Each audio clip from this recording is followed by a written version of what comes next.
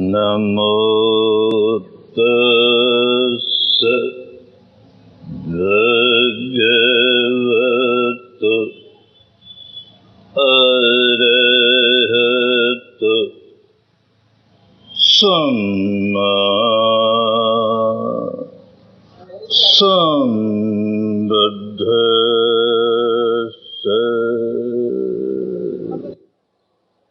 नमो तस्सै भगवतो अरहतो सम्मा सम्बुद्धिस्सै।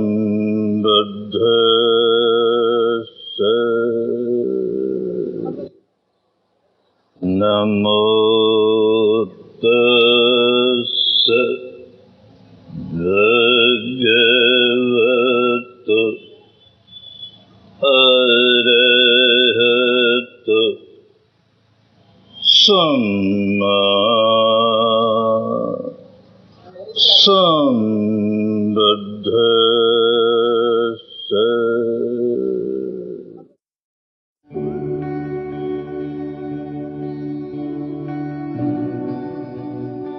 नमस्कार है उन भगवान गौतम बुद्ध को जिन्होंने आज से कुछ 2600 वर्ष पूर्व धर्म चक्र का प्रवर्तन किया।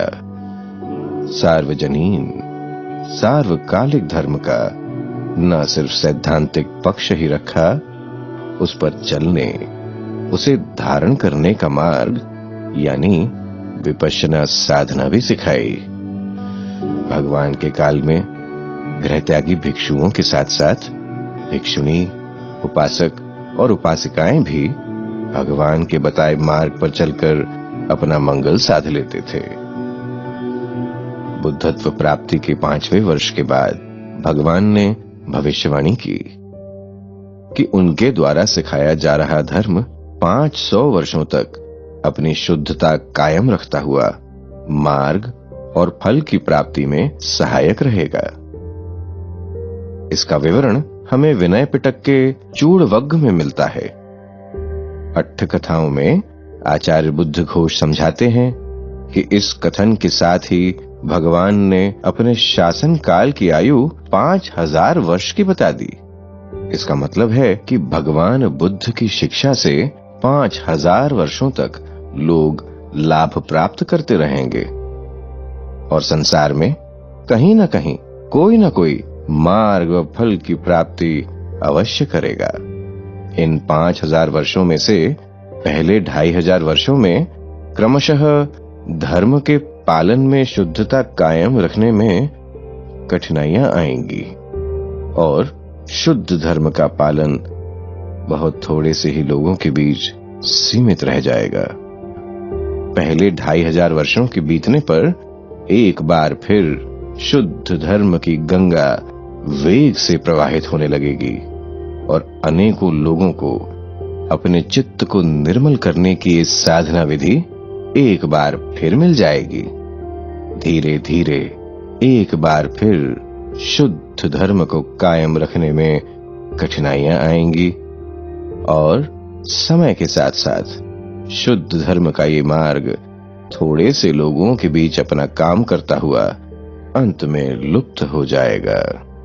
और फिर आगे कब कोई सम्यक संबुद्ध आएंगे और इस मार्ग को फिर खोज निकालेंगे, ये कहा नहीं जा सकता। बुद्धोपादो दुर्लभो लोकस्मिन्, दुर्लभो दुर्लभो दुर्लभो मनुष्य भावो दुर्लभो,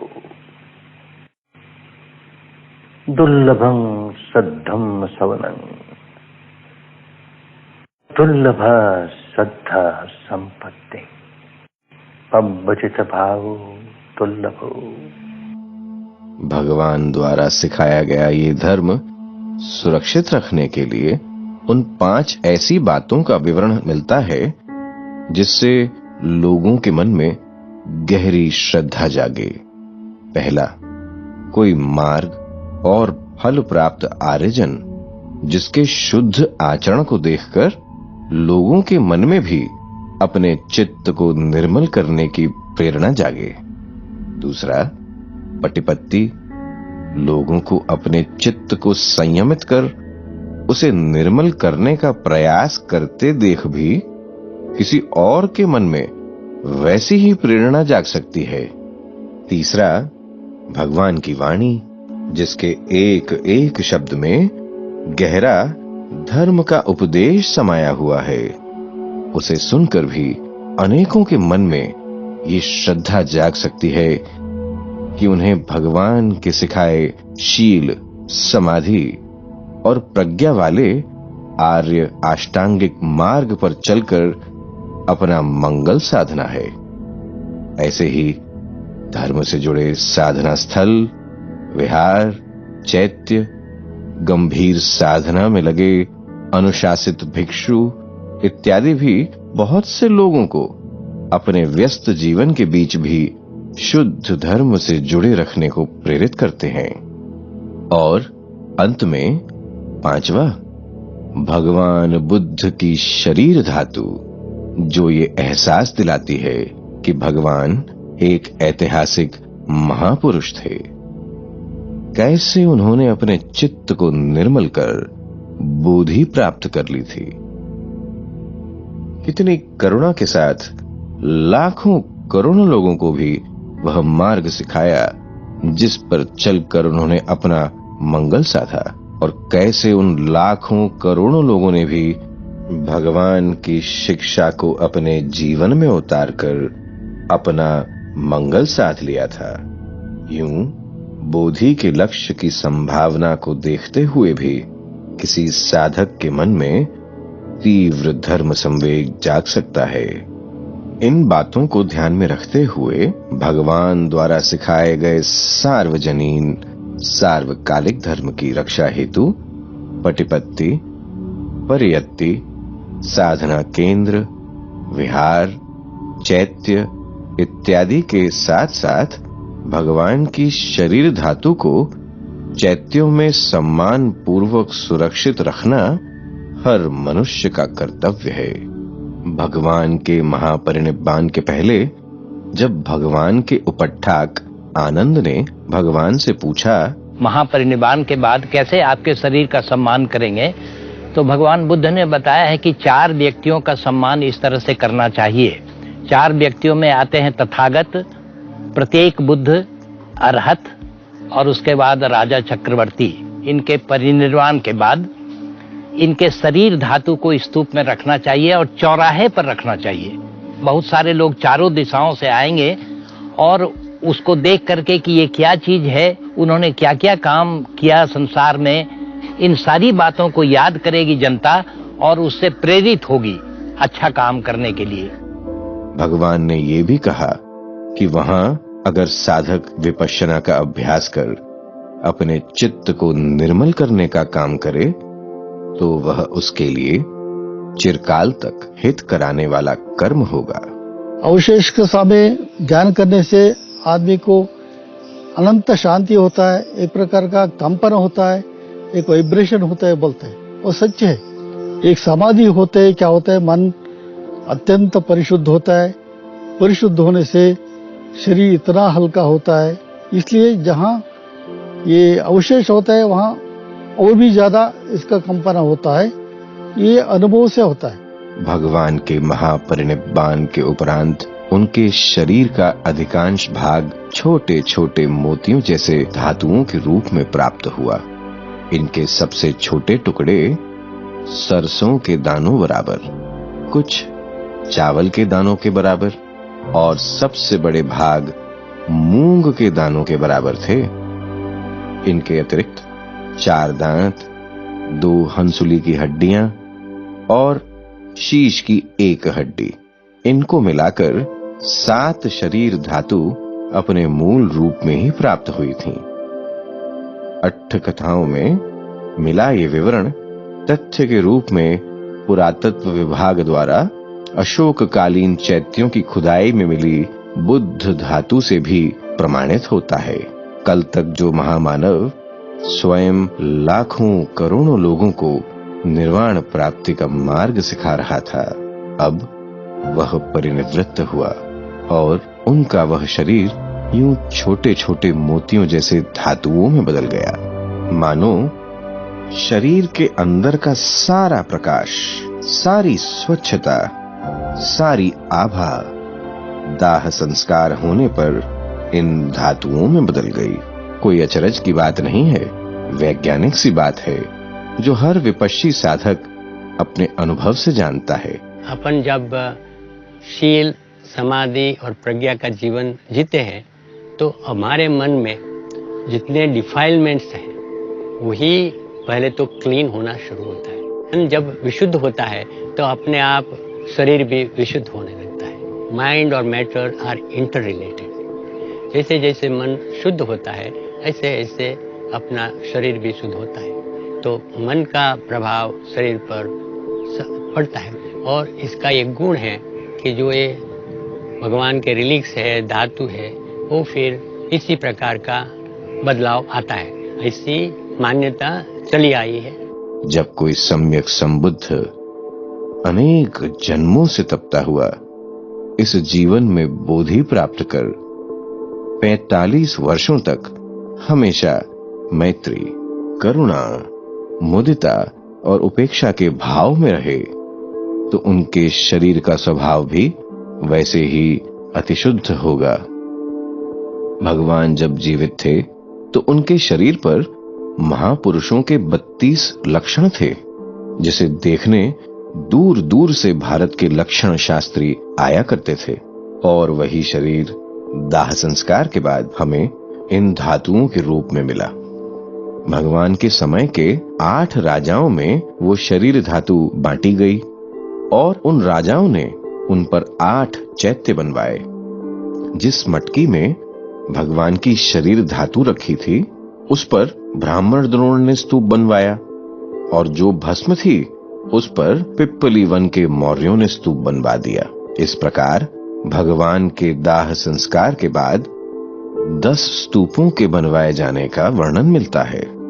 इस दौरान भगवान के उपदेशों को सुरक्षित रखने के लिए धुतांगधारियों में अग्र अरहत महाकाश्यप के नेतृत्व में 500 अरहत भिक्षुओं द्वारा प्रथम संगीति का सफलतापूर्वक आयोजन हुआ। भगवान की वाणी को त्रिपिटक नामक ग्रंथ में सुरक्षित रख दिया गया।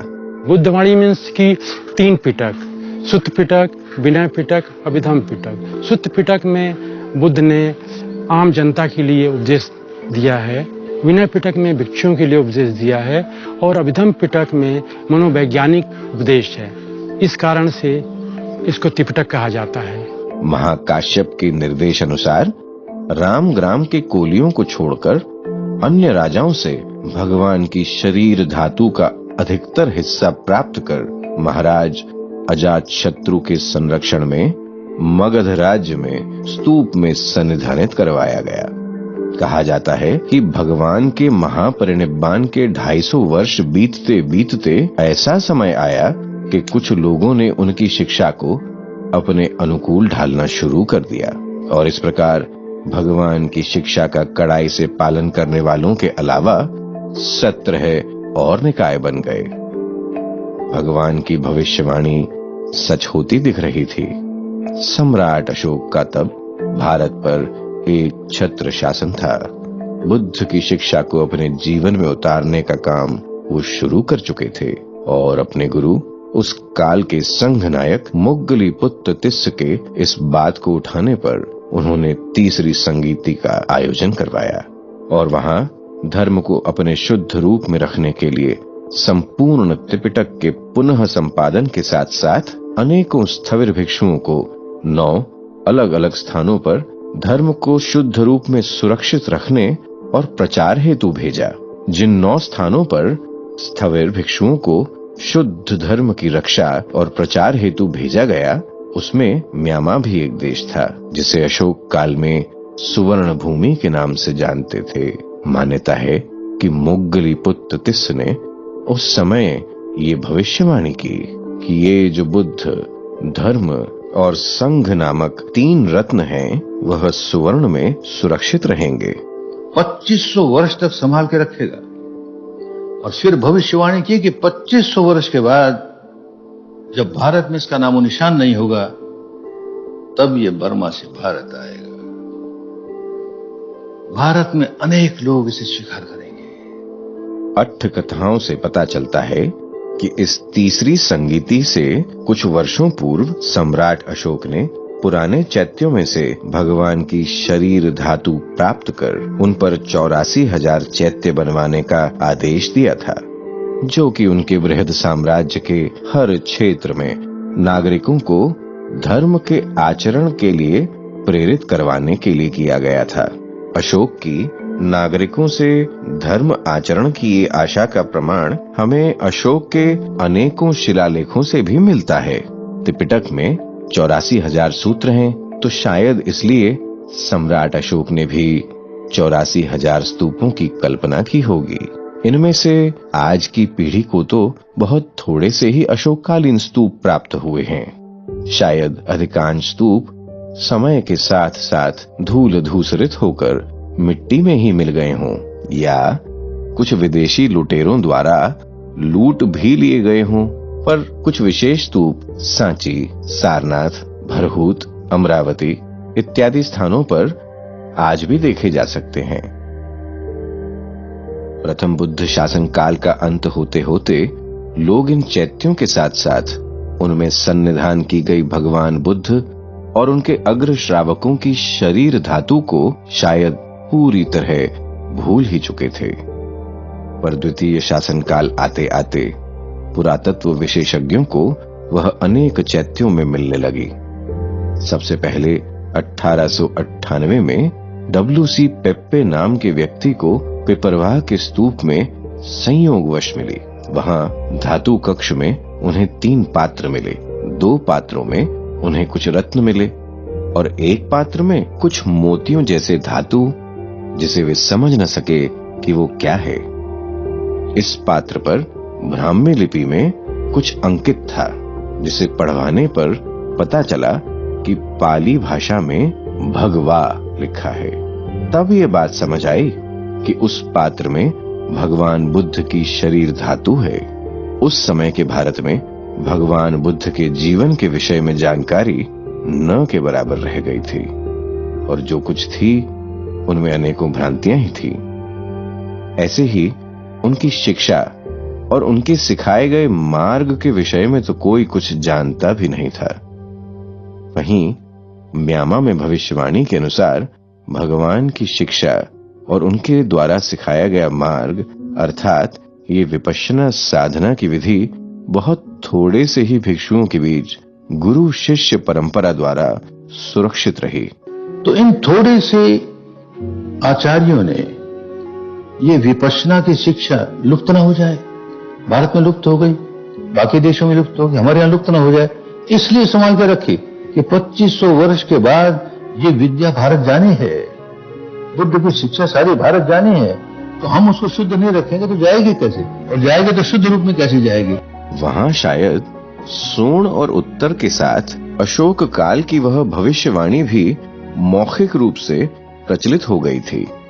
वहां के समाज ने इस अमूल्य रत्न को न सिर्फ संभाल कर रखा, परंतु द्वितीय बुद्ध शासन काल में उसे भारत वापस भेजने के लिए भी तत्पर रहे। इसी गुरु शिष्य परंपरा में लेदी सायदो नाम के स्थविर भिक्षु हुए, जो 1894-95 में कृतज्ञता व्यक्त करने भारत आए। भगवान से जुड़े अनेक स्थानों की उन्होंने यात्रा की। भारत में भगवान बुद्ध और उनकी शिक्षा के प्रति दयनीय अवस्था देखकर उन्होंने शायद सोचा, The Dhamma has to spread round the world, and it will spread round the world if the householders take up this vision. Because people will have more confidence in them, one thing, and people will feel more non-sectarian in taking Dhamma from them.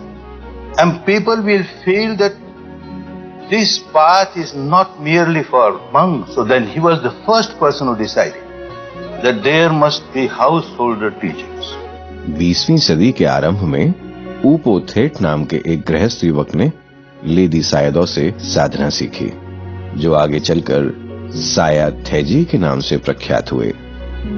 फिर 1937 में साया थैजी के पास ऊ बा खिन नाम के युवक ने विपश्यना सीखी, जो आगे चलकर अरहत भिक्षु वेबू सायदो की प्रेरणा से विपश्यना के सबसे प्रभावशाली आचार्यों में से एक हुए और सायाजी ऊ बा खिन के नाम से प्रसिद्ध हुए।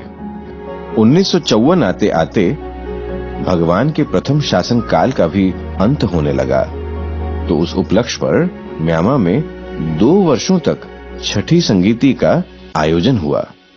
भारतीय मूल के बर्मी नागरिकों ने भी बढ़ चढ़कर हिस्सा लिया, जिसमें वहां के श्रेष्ठ व्यवसायियों में से एक श्री सत्यनारायण गोयनका भी थे। 1 सितंबर 1955 को उन्होंने सायाजी ऊ बा खिन के पास अपने पहले शिविर में भाग लिया। 1955 में प्रथम बुद्ध शासन का अंत माना जाता है और फिर 14 वर्षों तक अपने गुरुदेव के चरणों में रहकर साधना सीखने सिखाने का कार्य करते हुए 1969 में गुरुजी श्री सत्यनारायण गोयनका भारत आए और जुलाई 3, 1969 को भारत में 2000 वर्षों के बाद पहला 10 दिवसीय विपश्यना शिविर लगा। विपश्यना पुनः भारत लौटी। मोगली पुत्र तिस्स की अशोककालीन भविष्यवाणी सत्य हुई। म्यांमा के लोगों की 2300 वर्षों की तपस्या सफल हुई। भारतीय समाज की सामान्य व्यवस्था लेकिन अब भी वैसी ही थी जैसी 1894-95 में लेडी सायदो ने देखी थी। भगवान बुद्ध के जीवन और उनकी शिक्षा के विषय में अंधकार कायम था। पुराने चैत्यों से मिली भगवान बुद्ध की शरीर धातु या तो विदेशों या भारत के संग्रहालयों में रखी थी। केवल लंका और म्यांमा जैसे देशों में ही भगवान की शरीर धातु चैत्यों में सुरक्षित थी, जैसे कि भगवान ने महापरिनिब्बान के पहले आनंद को समझाया था। पर जहां भगवान के जीवन और उनकी शिक्षा के विषय में इतना अंधकार हो, जहां समाज उनकी शिक्षा के आधार पर चलकर मिलने वाले लाभ से पूरी तरह अनभिज्ञ हो, वहां एक ऐतिहासिक बुद्ध के महत्व और उनके लिए आदर भाव को लोग कैसे समझते? उनकी शरीर धातु को संग्रहालयों में न रखकर चैत्यों में सम्मान पूर्वक रखने के महत्व को कैसे जानते? तो गुरुजी श्री सत्यनारायण गोयनका ने पहले विपश्यना साधना सिखाकर लोगों के मंगल के काम पर ही ध्यान दिया। धर्म जड़ें जमाने लगा। दूसरे शिविर से ही नए साधकों के साथ साथ पुराने साधक तपने लगे। विपश्यना का लाभ मिला तो बार बार शिविरों में बैठने की इच्छा स्वाभाविक ही थी। साधना केंद्र तो तब थे नहीं। कभी धर्मशालाओं, कभी मंदिर, कभी होटलों में बुकिंग करके शिविर लगाए जाते थे। साधना तब भी बिना किसी शुल्क के ही सिखाई जाती थी। 1971 के अंत तक ही इन जिप्सी शिविरों में 100 से अधिक साधक बैठने लगे, जिसमें काफी मात्रा में पुराने साधक भी होते थे। साधक प्रगति कर रहे थे तो उनकी साधना की गंभीरता को बल देने के लिए गुरुजी ने दिसंबर 1972 में वाराणसी में 20 और 30 दिन के पहले शिविर लगाए। हम देखते हैं कि आज कल ये विपश्यना में यंग जनरेशन बहुत आते हैं। क्यों? क्योंकि हमारी जो स्ट्रेस की लाइफ है, मानते हैं कि हम दुनिया की चीजों से सुखी है। कार है, बंगला है, जमीन है, जायदाद है, सत्ता है, इतना होने के बावजूद मन में बहुत अशांति है। तो इसके लिए वो शांति खोजने के लिए ये हमें विपश्यना करनी है। नवंबर 1974 में इंदौर में 100वां 10 दिवसीय शिविर लगा। विपश्यना को पुनः भारत आए अभी 4.5 साल ही बीते थे और धर्म का ऐसा वातावरण लगातार प्रगति पथ पर था। उधर 1970 में ही सायाजी ऊ बा खिन ने गुरुजी को एक पत्र में स्थायी केंद्र बनाने का आदेश दिया था। धर्म की प्रगति देखकर गुरुजी को भी स्थायी साधना केंद्र की आवश्यकता साफ दिख रही थी। साधक भी विपश्यना के अभ्यास से मिलने वाले लाभ से परिचित हो चुके थे।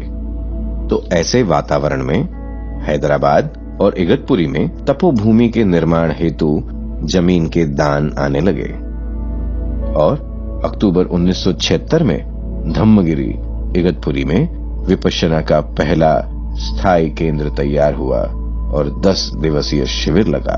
1979 में विपश्यना के पुनः भारत लौटने के 10 वर्ष पूरे हुए तो गुरुजी की पहले से ली हुई प्रतिज्ञा के आधार पर भारत के बाहर अनेक कठिनाइयों के बावजूद फ्रांस में पहला शिविर लगा।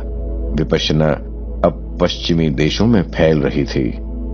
पश्चिमी देशों से जो हिप्पी भारत आते थे उनमें से अनेकों ने विपश्यना साधना गुरुजी से सीखी हुई थी, लेकिन अब तो विपश्यना सीधा विदेशों में ही सिखाई जाने लगी, जिससे आगे चलकर वहां भी स्थायी केंद्रों के निर्माण की नींव पड़ी। आज विश्व भर में 200 से अधिक स्थायी विपश्यना केंद्र हैं। विपश्यना साधना के अभ्यास को ही पटिपत्ति कहते हैं। जब पटिपत्ति का काम जड़ें जमाने लगा तो गुरुजी ने सहायक आचार्यों की नियुक्ति भी आरंभ कर दी, जिससे केंद्रों पर निरंतर शिविर लगते रहें और साधकों को लाभ मिलता रहे। 1982 में 8 साधकों को गुरुजी ने अपना सहायक आचार्य घोषित किया। आज विश्व भर में 1500 से अधिक साधक सहायक आचार्य, वरिष्ठ सहायक आचार्य, पूर्ण आचार्य, केंद्र आचार्य और अन्य पदों पर निःशुल्क धर्म सेवा कर रहे हैं। बहुत सारे साधक थे जो ये जानना चाहते थे कि जो विद्या आप सिखा रहे हैं इस विद्या का ये विद्या है कहाँ, भगवान बुद्ध के उपदेश कहाँ है। तो गुरु जी के मन में ये बात आई कि सारा त्रिपिटक को अगर हिंदी में प्रकाशित कराया जाए तो बड़ा अच्छा होगा। विपश्यना विशोधन विन्यास की स्थापना 1986 में पूज्य गुरु जी ने किया था। इसलिए किया ताकि इस पर रिसर्च किया जा सके, किताबें छापी जा सके, जो भी लोगों की शंकाएं हैं वो दूर किया जा सके, पाली की पढ़ाई भी की जा सके। बर्मिस लोग बहुत अच्छी तरह से त्रिपिटक को रखे थे, इसलिए गुरुजी वहां से लेके आया पूरा त्रिपिटक माने जो मूल पाली और उसका अठकथा मतलब कमेंट्री और टीका माने सब कमेंट्री सब लेके आया। बर्मा में छठ संगायन होकर के सारा त्रिपिटक, अठकथा, टीका सब प्रकाशित हो चुका था। उसके आधार पर हम लोगों को यहाँ तक देवनागरी संस्करण निकालना था। तो देवनागरी संस्करण में बहुत सारी कठिनाइयां आई, लेकिन फिर भी बहुत बड़ा काम हुआ है। ये मैं कहूंगा कि हिमालयन टास्क हम लोगों ने किया। इस कार्य को संपन्न होते होते 1997 तक का समय लगा। कार्य के अंत में 1998 में 140 पुस्तकों में भगवान की वाणी का प्रकाशन किया गया और 98 में सब जगह डिस्ट्रीब्यूट किया गया। जैसे लाइब्रेरी में, विश्वविद्यालय हैं, संस्थाएं हैं, बिहारेज हैं, उनको सब फ्री दिया गया और ये फिर CD-ROM में डाला गया जो इंटरनेट पर भी प्रकाशित की गई है। अनुवाद का काम भी आगे बढ़ाया गया था और अब कुछ व्यवधानों के बाद पुनः आगे बढ़ाया जाएगा। पाली भाषा सिखाने के लिए निरंतर शिविर लगते रहते हैं, जिससे साधकों को भगवान के उपदेश सीधा उन्हीं की भाषा में पढ़ने का अवसर मिलता है। पाली सिखाने के लिए उसका हम लोग क्लासेस लगाते हैं जिसमें पाली लोग सीख सके। उसमें सर्टिफिकेट कोर्स कराते हैं, डिप्लोमा कराते हैं, MA बाई रिसर्च भी हो रहा है, वो PhD भी कराते हैं। 2016-17 से अभिधम पिटक की क्लासेस भी लेनी शुरू कर दी हम लोगों ने। पटिपत्ति के बाद इस प्रकार परियत्ति की भी जड़ें जब भारत व अन्य देशों में जमने लगीं, तो धर्म की प्रगति होते देखकर गुरुजी के मन में भगवान बुद्ध और म्यांमार के प्रति अपना आदर व कृतज्ञता प्रकट करने का मन हुआ। अब तो गुरुजी के साथ भारत और विदेशों में इतनी अधिक संख्या में भगवान की शिक्षा से लाभान्वित साधक भी थे। मेरे तो 2 हाथ, धर्म के हजारों हाथ। I got only 2 hands. Dhamma has got thousands of hands. All these thousands of hands, they are working. भगवान बुद्ध के इस द्वितीय शासन काल में 5 भागों में से 4 यानी अधिगमन, पटिपत्ति, परियत्ति और लिंग के बीज गुरुजी पहले ही बो चुके थे। अब धातु के क्षेत्र में बीज बोना बाकी था, मतलब एक चैत्य बनाकर उस चैत्य में भगवान बुद्ध की शरीर धातु को सन्निधान करना। सम्राट अशोक के बाद 2300 वर्षों में पहली बार भारत में एक विशाल चैत्य के निर्माण के काम को हाथ में लिया गया और इस प्रकार विश्व विपश्यना पैगोडा या ग्लोबल विपश्यना पैगोडा के निर्माण की परियोजना शुरू हुई। इस पैगोडा के निर्माण के पीछे 4 मुख्य कारण थे। पहला, म्यांमार के प्रति 2300 वर्षों तक धर्म को संभाल कर रखने के लिए आदर व कृतज्ञता। दूसरा, हमारे दादा गुरु सायाजी ऊबा खिन के प्रति आदर व कृतज्ञता। तीसरा, धर्म का प्रकाश स्तंभ जिसे देखकर लाखों की संख्या में जिज्ञासु लोग आएं और जहां भगवान के जीवन, उनकी शिक्षा और उसे सीखने के विषय में सटीक जानकारी दी जा सके। चौथा, भगवान बुद्ध की शरीर धातु को सन्निधानित कर भगवान के दिए आदेश का सम्मान पूर्वक पालन करना व साधकों की कृतज्ञता व्यक्त करना। तो एक इच्छा ये भी थी कि कभी न कभी वो सब जो बिखरे हुए भगवान के रिलिक्स है वो यहाँ आएंगे, तो इसके लिए पैगोडा बना था कि सभी धातु यहाँ सुरक्षित हो। तो गुरुजी ने सोचा कि आरसीसी का बनेगा तो 80 साल 100 साल फिर क्या, फिर धातु का क्या, फिर तो 2000 साल कैसे चलेगा। फिर एक आइडिया है कि अभी ये पत्थर में बनाए। 25 लाख टन पत्थरों से 324 फुट ऊंचा पैगोडा बनाया गया, जिसके विषय में गुरुजी ने बताया कि ये पैगोडा 2500 वर्षों तक धर्म की सेवा करता रहेगा। लोग केवल इस पत्थर की इमारत को देखकर नहीं रह जाएंगे, उनमें चेतना जागेगी कि भगवान बुद्ध ने क्या सिखाया। उनकी विपश्यना विद्या के बारे में जानकारी होगी। इनमें से कुछ अवश्य विपश्यना के शिविरों में भाग लेंगे और अपना कल्याण करेंगे। विपश्यना लोक कल्याण के लिए ही है। परियत्ति जब तक रहेगी, माने भगवान का साहित्य, जैसे ही भगवान एक एक वाणी अमृत है वो रहेगी और भगवान की ये धातु सुरक्षित रहेगी, तब तक ये विपश्यना और भगवान का धर्म, शील, समाधि इत्यादि इसमें सुरक्षित रहेंगे। चैत्य का अर्थ ही चित्त विशुद्धि करने के, साधना करने के लिए बैठना। यहाँ का चैत्य इस प्रकार बनाया गया कि हॉलो बनाया गया। इसमें बिना किसी स्तंभ के एक विशाल गुंबद है, जिसमें 8 से 10,000 साधक सामूहिक साधना कर सकते हैं। गुरुजी ने भगवान की शरीर धातु को सन्निधानित करने के लिए पैगोडा में अनेक कक्ष बनवाए। यह धातु कक्ष ठीक उसी पद्धति से बनवाए गए हैं जैसा कि अरहत महाकाश्यप ने महाराज अजातशत्रु को निर्देश दिया था कि भगवान की धातु किसी पात्र में रखकर चारों तरफ से पत्थर के बने कक्ष में रखी जाए, जो चैत्य के अंदर सुरक्षित रहे। इसकी वास्तुकला भी पुरातन काल से ही इस प्रकार की होती है कि किसी व्यक्ति को इसके ऊपर चलने का स्थान ही न रहे। इससे बुद्ध धातु का अपमान गलती से भी नहीं होगा। आधुनिक विश्व के इस पहले चैत्य में भगवान गौतम बुद्ध की शरीर धातु के बहुत थोड़े से ही अंश का सन्निधान किया गया है। भगवान के महापरिनिब्बान से पहले आनंद को दिए गए निर्देश का पालन हुआ। ये पैगोडा की दूसरी गुंबद में विशेष कक्ष में रखा गया है और इसी के नीचे की गुंबद में बैठकर सभी साधक साधना करते हैं और अपना मंगल साध लेते हैं।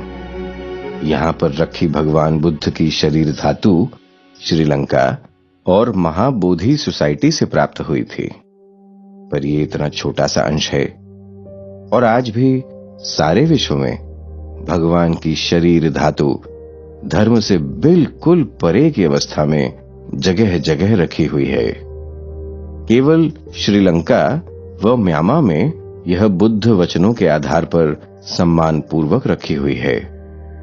म्यांमार के श्वेदागोन पैगोडा में भगवान बुद्ध के बोधि प्राप्ति के बाद ही तपुस्स और भल्लिक नामक 2 व्यापारी श्रद्धालुओं को दिए गए 8 केश के गुच्छों के साथ साथ ककुसंध, कोणागमन और कश्यप बुद्ध से जुड़े भी कुछ अवशेष सन्निधानित हैं और ऐसे ही वहां अनेकों स्तूप हैं। लंका के अनुराधपुर स्थित थूप आरामाय दागोबा में भी सम्राट अशोक द्वारा दान में दी गई बुद्ध की शरीर धातु में से हंसुली की एक हड्डी यानी कॉलर बोन पर स्तूप बना है। ऐसे ही 4 में से 1 दांत को भी वहां अलग स्तूप में सन्निधानित किया गया है।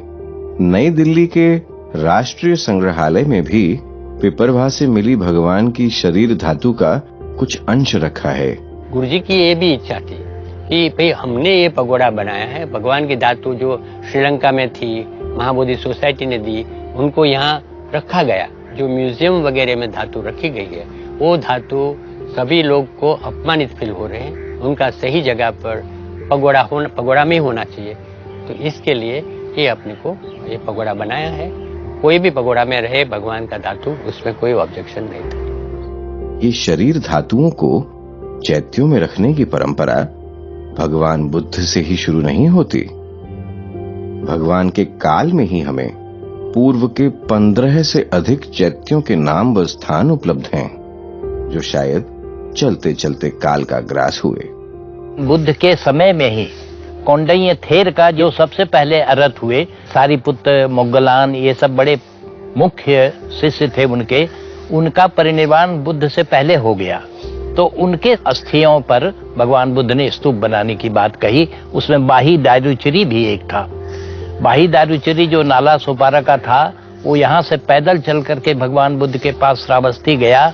इतने संक्षेप में भगवान बुद्ध ने अपना उपदेश दे दिया और इतना पका हुआ व्यक्ति था कि उसने तुरंत समझा, उसकी मृत्यु भी हो गई और उस भगवान बुद्ध ने उसका शरीर जो अवशेष था उस पर स्तूप बनवाया था। भारत की बहुत पुरातन परंपरा रही है, कोई संत देह त्यागता है और उसके शरीर का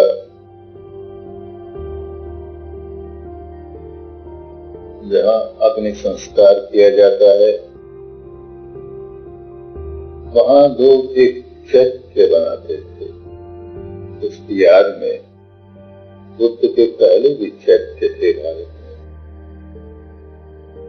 उस संत के जो भक्त हैं वो आकर के वहां नमस्कार करते थे।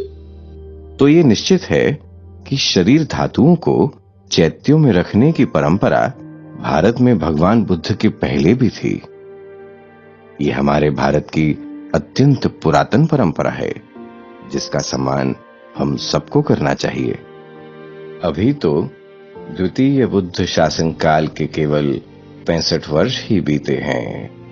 बुद्ध के बताए मार्ग पे चलकर लाखों साधकों ने लाभ प्राप्त करना शुरू ही किया है। उनकी वाणी को खुद पढ़कर उनकी वास्तविक शिक्षा व उपदेश समझने का अवसर अभी आरंभ ही हुआ है।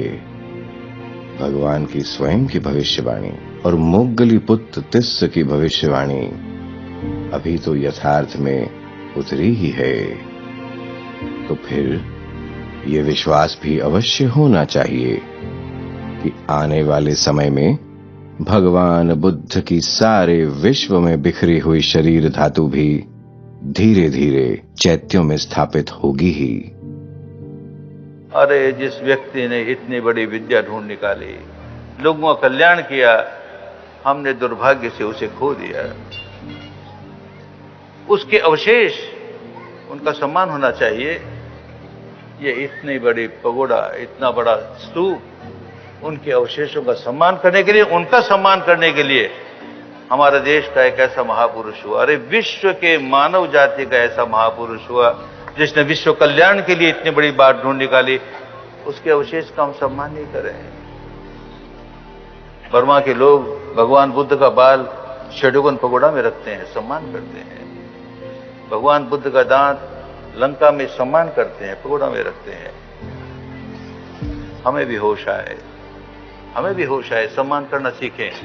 सम्मान इसलिए करते हैं कि उससे हमें इतना कुछ प्राप्त हुआ, उसका उपकार मानते हैं।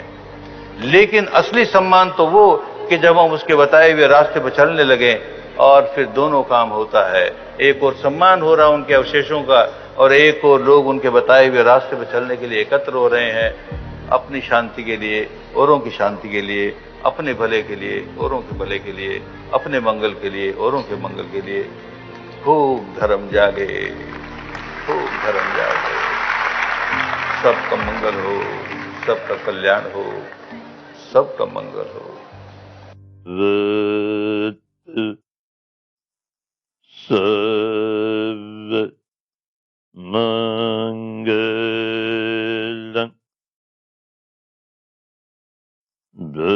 भवतु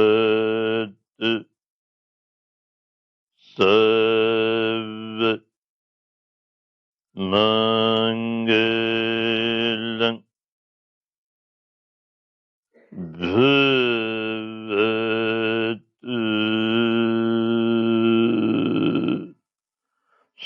सर्व मंगलं।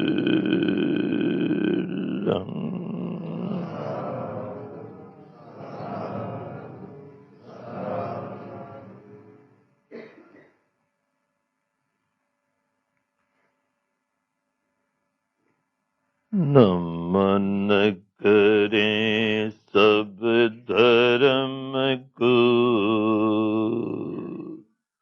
धर्म करे कल्याण,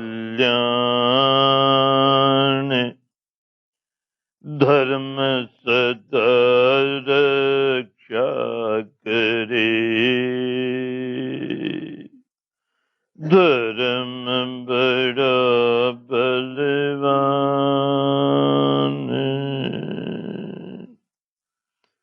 नमन करें हम धर्म को, धर्म करे कल्याण, धर्म सदा मंगल करे, धर्म बड़ा बलवान,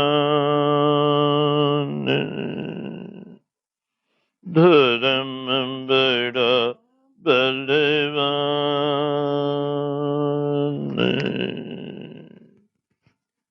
नमन करें सब धर्म को, धर्म करे कल्याण,